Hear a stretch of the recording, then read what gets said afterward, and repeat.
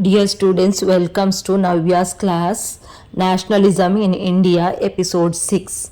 Previous episode we have discussed regarding that civil disobedient movement and non-cooperation movement and civil disobedient movement difference.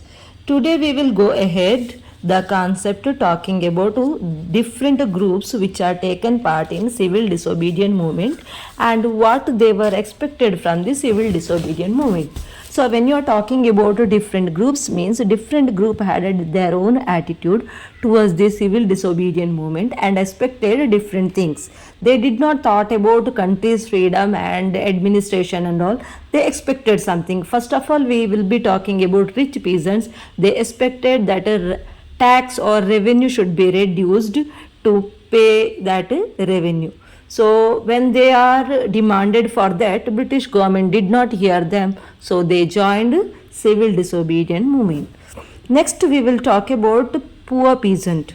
You know already when you are talking about poor peasant, they used to take the lands of the rich peasants and used to cultivate that. For that they used to pay the rents. So they actually don't wanted to pay that rent because they are doing work. They wanted to get the benefit of it. So they requested, demanded from the Congress or expected from the Congress to support their no rent campaign.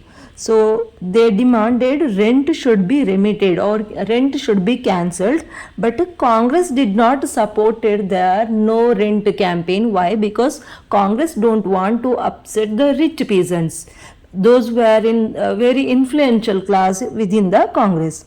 Next we will talk about another group who are taken part in civil disobedient movement, that is business classes. So business classes actually expected something from the movement, especially which was favorable to their business. So they wanted protection against import of foreign goods. So for that they organized associations, or first of all we will talk about Indian Industrial and Commercial Congress in 1920 they formed and fought against the British government. Then Federation of Indian Chamber of Commerce and Industrial, FICCI, in 1927. So later on they observed or studied that most of the young leaders from the Congress get influenced from the socialism. So then lots of business disturbances due to the procession and satyagraha movement and all. So they maintained distance from the civil disobedient movement. Next we will talk about industrial workers. Industrial workers, very less industrial working class people taken part in the civil disobedient movement, because as they observed that their owners or industrialists were very close or influential group within the Congress. Only in Nagpur region some protest happened related to that. What was their major demand from the civil disobedient movement? First of all, they wanted increment in wages and better working condition. That was their major demand. And some examples we can see here: railway workers strikes in 1930, and another one, Chotanagpur mines workers strike in 1930, and next one, dock workers strike in 1932. So these are the major protests in the under civil disobedient movement from the industrial working class groups.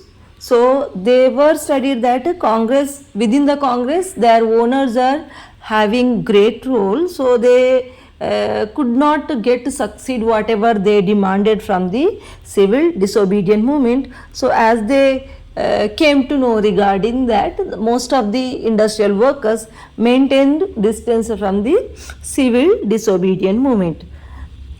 Next we will move ahead in this concept. The another group is women who are taken part in civil disobedient movement. So they supported in different movement, like a protest march they were involved, like a manufacturing salt and picketing picketing liquor shops, and for boycotting the foreign clothes. So this way they are taken part in the civil disobedient movement. But thing was that in those time the Indian majority population was so conservative, including Mahatma Gandhi is also too conservative. So he used to believe that ladies should be good housewives, they have to be very good mothers and daughters. So Congress was not given any position to women within the organization. So this is the different groups which are taken part in civil disobedience movement. Next, we will talk about the limitations of the civil disobedience movement. What are the major limitations? So, different groups are not shown interest or not taken part that much. First of all, we have to talk about untouchables or Dalit. So, being that much more in number, they were not taken part in civil disobedience movement. Reason was that they were busy or they shown or they attracted the inclination of the untouchables. Inclination means attracted towards the depressed class movement which was started by Dr. B.R. Ambedkar. Next, we are talking about another group that is already we were discussed, partial cooperation of traders and business class, because the most of the young leaders, Congress leaders, getting influenced from the socialism. They are also not taken part. Then indifferent attitude of the peasants after Gandhi-Irwin Pact signed without revising any revenue. Social workers and Muslims not shown that much interest.